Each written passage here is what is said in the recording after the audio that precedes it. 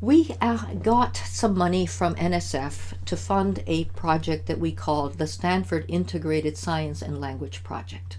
And if you're interested in it, this is the website, and you'll get a copy of this PowerPoint.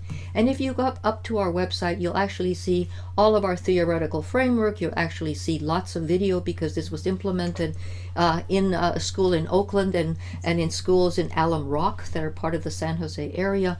And so we have many, you have to sign on because there's a lot of student video, but nevertheless, it's available to you. So our project goals were to shift the discourse on the teaching of science from a focus on the demands by the NGSS standards, the New Generation Science Standards that we talked about in this particular article, to an exploration of the opportunities. Because there's two ways that you can see standards. And when we first wrote about them, and I have only myself to blame for the Lee, Quinn, and Valdes article, I was speaking of them as what demands do these standards make, as opposed to what opportunities do they bring to our students. Okay? Because if you're thinking of demands, you're likely to find very few things that you think that the students can access if you're not careful. So our project goals then shifted us a bit, and so we were engaged in developing and field testing 5th grade instructional materials that were aligned with New Generation Science Standards. And we wanted to design instructional procedures that supported simultaneously the development of English. And we wanted to expand the field's understanding of what it meant to integrate language and science. Right? So we've done a lot of things when we think about content teaching, right?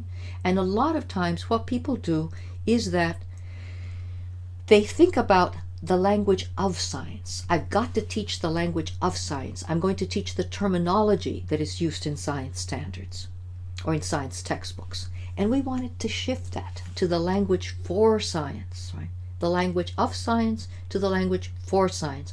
What is the language that we use to engage in the science practices in an ordinary classroom?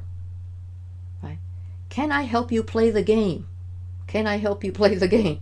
The game is the science practices in the science classroom. That's the game. So, we were concerned with students bureaucratically categorized as ELLs. And I now am using this whole long thing, bureaucratically categorized as ELLs, because I want to suggest that this is a bureaucratic categorization, and that unfortunately, the way that kids enter the category has a great deal to do with policies, but is so incredibly variable across school districts and across states. There's been a lot written about this, the fact that there isn't a single definition for an English language learner.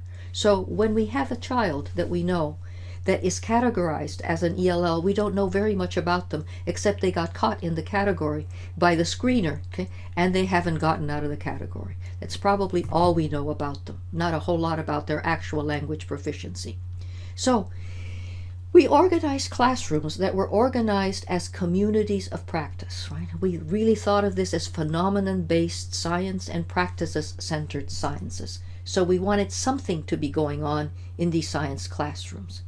And in these classrooms, students engaged in learning together and solving problems in a shared domain. So we would typically begin with some kind of a phenomenon, an example of a phenomenon. We taught one garbage unit in which the students had to actually look at garbage, think about garbage, talk about the garbage in their homes, talk about the garbage at school, analyze what happened in terms of the ways in which people disposed of garbage in the city, in the community, and how what disintegrated and did not disintegrate. Would plastic really go away? What would happen to rotting fruit as opposed to paper when you put it into a landfill? So they had to think about real topics that they wanted to engage in and they were familiar with. So learning in those classrooms took place in active participation and observation. And most importantly, because learning is to a great degree social, we claim that it built on the knowledge of others, right? So our science classrooms were designed so that there was something going on around activities. We weren't just reading about science, right? We weren't just writing about science. We were engaging with phenomena. And we started with the phenomena, well, very much the way the science practices put it forward for us. So Lee Quinn and Valdes, and Quinn, by the way, and a very important woman in my life is Quinn. She happens to be a physicist and one of the people who actually wrote the science standards. And she wonderfully worked with us in trying to decide what we were doing in these classrooms, because I'm not a scientist. Okay? This is not something I knew what to do, but Helen Quinn did know what was supposed to be going on in science classrooms.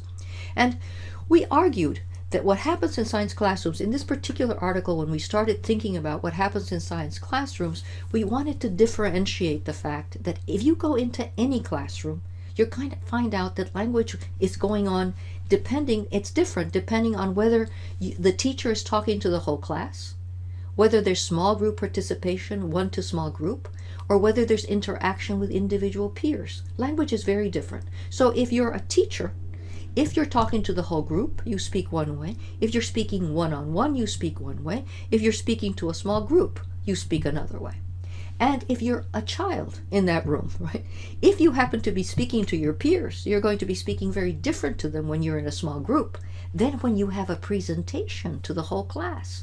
That presentation to the whole class is nothing like the way that you speak to your peers one-on-one, right? And we can't pretend that we're every time that a child speaks in the classroom, we're not going to pretend that they're speaking to the whole room, right? So we wanted to call attention to this. But as we move forward into our more recent work, we wanted to further contrast several different things. We wanted to make a distinction between everyday, ordinary talk and specialized talk. And we wanted to talk about the oral to literate continuum in the communities of science practice. And I can say a little bit more about that. So what we do know, and I just want to call something to your attention on how language works. So if we did a conversational analysis, and there's been a lot of it, of a classroom, we would come to the conclusion that in face-to-face, one-to-one interactions, talk builds on the talk of others. Right? And I'm going to give you an example of this. Speakers have access to indications of agreement and disagreement. Others can easily interrupt and ask for clarification, and talk can be elliptical and telegraphic. Usually we as teachers, if you were trained as a teacher the way I was trained as a teacher, you were always told, have your children speak in complete sentences. And I did a lot of teaching, say it in a complete sentence, honey, only to realize that that's not the way that actually language works. Look at this example. In a science classroom, you might have one child say to another, can you hand me the ruler? And the other child is going to say, the centimeter one? And the first child says, no, the other one. Notice what the child did not say. Yes, I can hand you the ruler. Would you like the one that measures in inches or in centimeters? Right? There's not a complete sentence here anyway. But let me give you an example from real life. What I'm claiming is that language is elliptical, and it always builds on the language of others. So that if I go buy coffee, for example, let's just say I'm in a hotel and I come up to the restaurant and I go up to the counter and I say, do you have coffee to go? And the person that is waiting on me says, cream and sugar? And I say, black. And the person waiting on me will say, that'll be $2.25. Notice what did not get said. Do you have coffee to go? The person didn't say, yes, we have coffee to go. Would you like cream and sugar? And when she said, would you like cream and sugar? I said black. I didn't say, no, I would not like cream and sugar. I want my coffee black. That would have seemed so strange. No one talks that way in real life.